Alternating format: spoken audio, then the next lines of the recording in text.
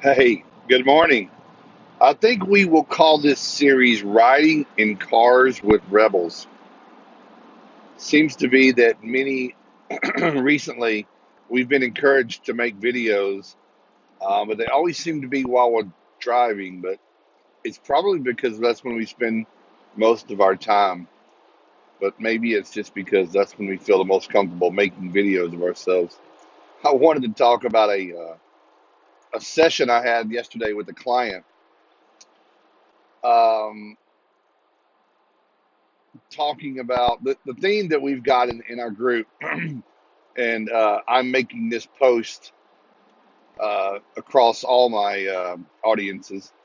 But there's a very large group I'm involved with Restoration 2.0 that's all about the empowering to take our industry back and move the needle so that we can bring it back to where we're independent contractors and not working for other people in a sense of other people are not running our business through financial and operational procedures.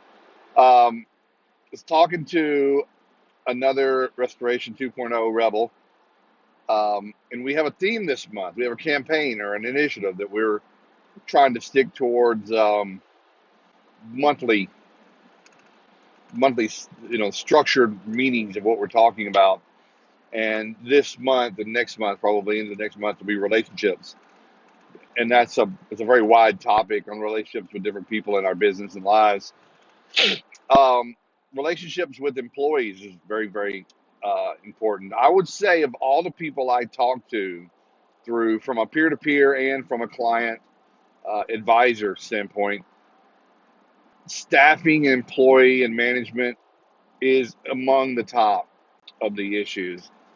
It's often overlooked when you're talking to people about their goals, but it certainly sits at the root of many of the goals that they have.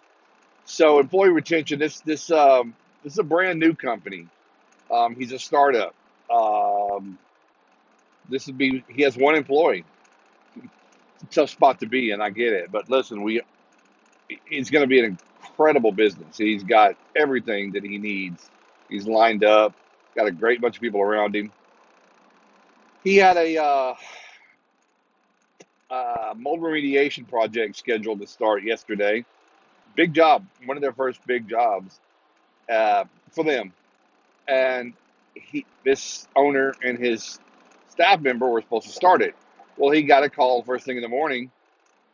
Uh, his team member couldn't come in. He had a father that had fallen, and I don't know the story. It doesn't matter, but the father had fallen, and I think this gentleman was charged with taking care of his family, and said, "Hey, I can't go do this. I'm going to go. I got to go to the hospital and see what's up."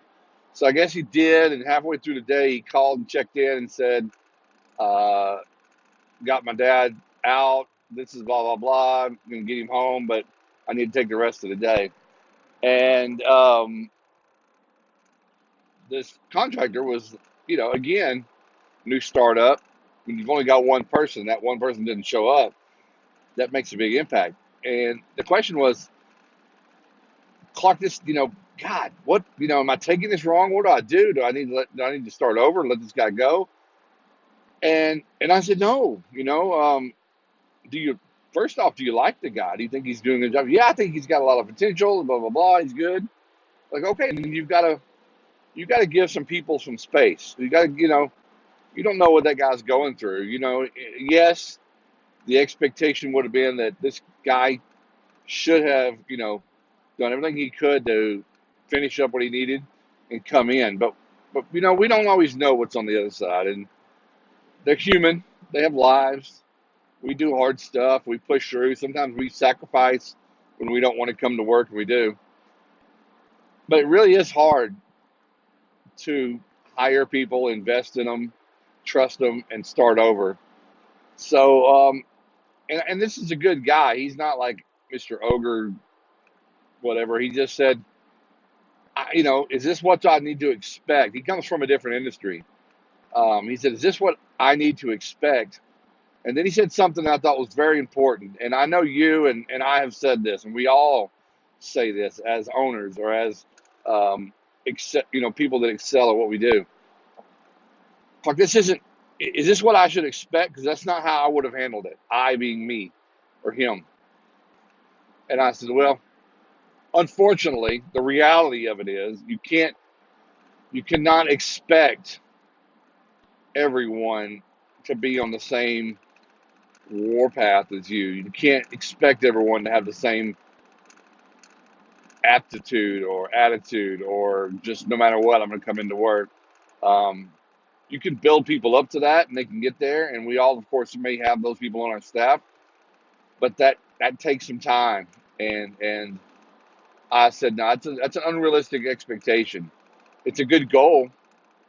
I'd love to have a team full of people like that, and you can, but don't cut off your nose to spite your face and start over. So just, nurture the relationship with people. And obviously today, I said what I would do, or, my advice for you is bring this person in, sit down before the day starts and say, listen, I wanted to talk about what happened yesterday. Um, kind of expectations were not met for me. This happened. I was expecting this, and let's talk about it. And let's see that we don't face that one particular issue. We're going to have many issues as our working relationship goes, but let's not let it be the same one. So, what was going on? I understand the other side of it is, you may have had some issues that we didn't know about, but I think it's just good to sit down. Good people are hard to find, and you do have a business to run. And albeit I would like to have nothing but A-plus players that break their back to get there all the time. The truth is that's just not realistic. So I'm not making this video to call anybody out. I'm just saying keep things in perspective. But if we're wanting people to be like us, to be like you, um, I hope that you're a rare bird. I hope that you're an exception. And I wish everybody was like us, but they're not.